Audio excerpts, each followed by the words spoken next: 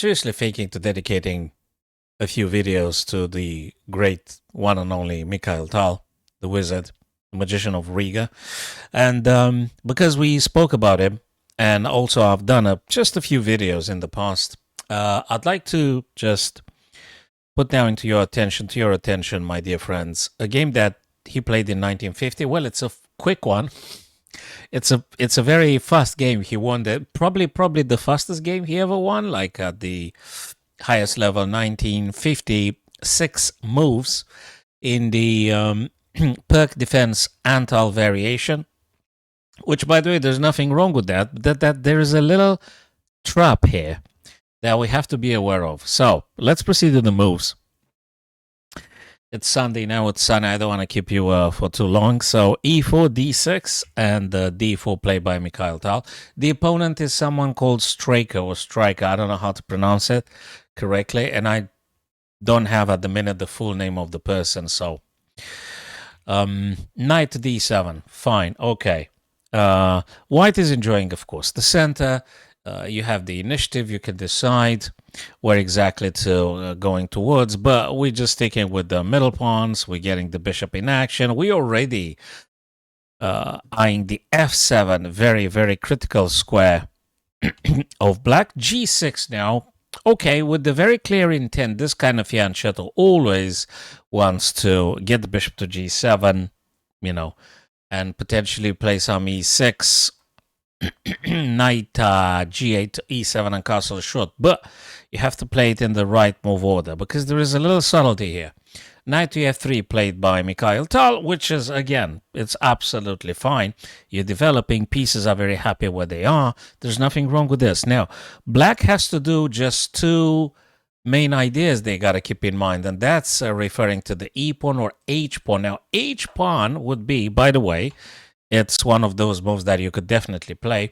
It's preventing knight to coming over to g5 and attacking for the f7.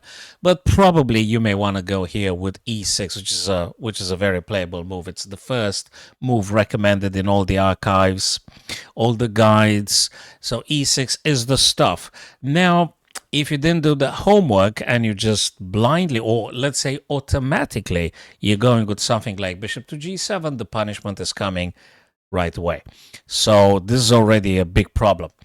And this kind of mistakes also happen at 2300 ELO rating players. I'm not going to say their names or anything, but it happened even at the in recent times, so to speak. So that's from 1950.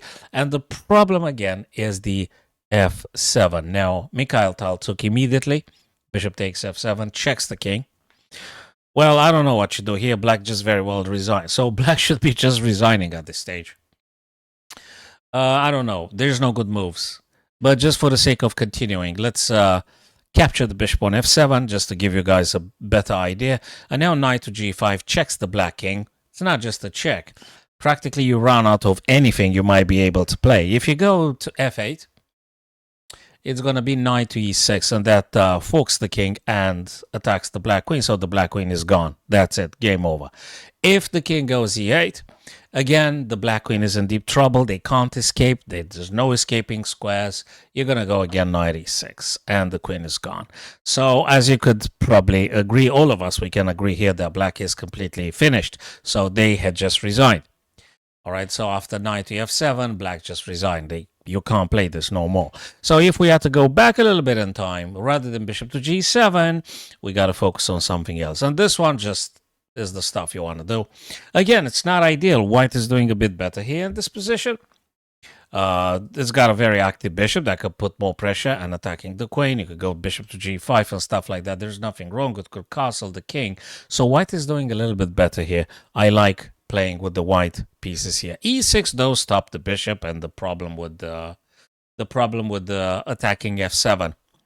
So that was a very quick Mikhail Tal striker in Riga 1950. And see you guys hopefully on the next video. Share this one if you want to. Drop a couple of comments if you want to add a few more ideas. Just wanted to make it nice and short for this one in particular. Be mindful about that f7 if you're playing the Pirc Defense. Cheers.